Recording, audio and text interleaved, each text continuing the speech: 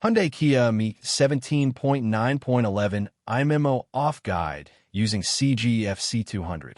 Hey friends, this is Hussein, and I welcome you to Bobji Motors, the corner of the internet where we turn tough automobile programming jobs into simple, confident steps.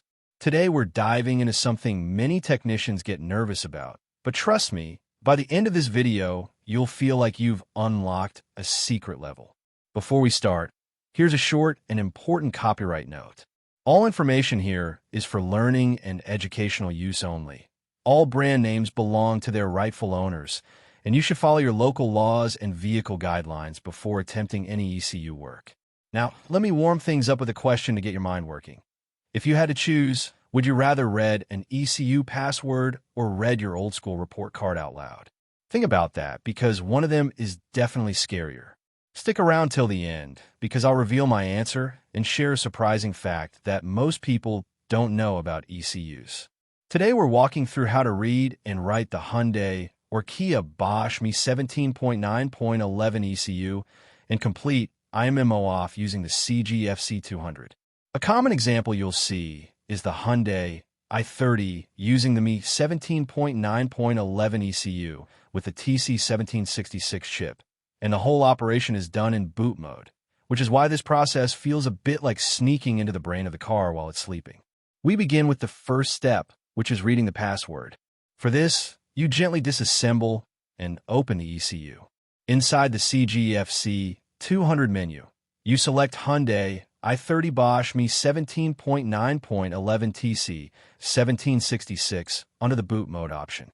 Once there, you check the boot mode wiring diagram and match your connections exactly the way it is shown. It's almost like connecting a phone charger, except if you get it wrong, your phone doesn't explode, but here the ECU might not even respond. After wiring, you let the FC200 identify the ECU first. Once identification is done, you select the Read Password function and choose the Kia or Hyundai TPROD8 Plus type. The device reads the password, and you save it safely because you will need it again during deeper reads and writing. Next, we move to reading the D-flash and P-flash. When you start reading the D-flash, the FC200 asks you for a 16-digit password. You can upload the original D-flash file or the password file to allow the tool to continue. Once accepted, the tool reads the D-flash and you save it immediately. After that, you begin the P-flash read. Once again, the system asks for the original P-flash or the password file to continue. You upload it, the tool reads the P-flash, and you save that data too. At this stage, you have everything you need for your IMMO OFF modification. The third step is creating the IMMO OFF file. This is usually done using software like IMMO Doctor, ECU Desk, or other ECU tuning tools. You upload the original P-flash data that you read through the FC200 and use the program to modify into an IMMO OFF file. When the modification completes, save this newly generated file safely. This is the file that will let the ECU operate without immobilizer restrictions. And here's a fun moment to lighten the mood. People always say, trust the process, but when your ECU is open on the table with wires everywhere, suddenly everyone forgets the meaning of trust. Now we enter step 4, which is writing the ECU. You begin by selecting Write P-flash in the FC200. Upload your IMMO OFF file. Allow the software to process it. The system runs checksum correction automatically, which ensures the data is clean and consistent. Then you upload the password file again so the tool can complete the writing.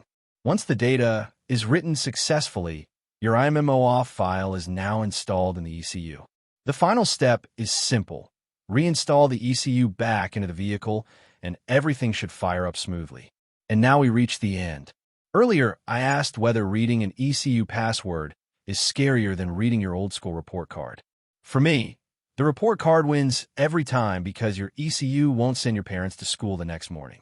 As for my personal view, I feel the FC200 has made these ME17.9.11 jobs far simpler and more stable, especially compared to older tools that struggled with password sectors. I'd love to hear your thoughts in the comments. Have you worked on this ECU before, or are you planning to try it soon? Here's a fun fact before you go. Modern ECUs store more data than early home computers from over 3 decades ago, which means even your car is basically carrying a tiny genius under the hood. If you enjoyed this breakdown, help this video reach our challenge target of 10,000 likes and 1,000 comments. Hype the video so more technicians can learn from it, and don't forget to subscribe to Bobji Motors for more real-world diagnostic and programming guides. Your support helps this channel grow and keeps these tutorials coming.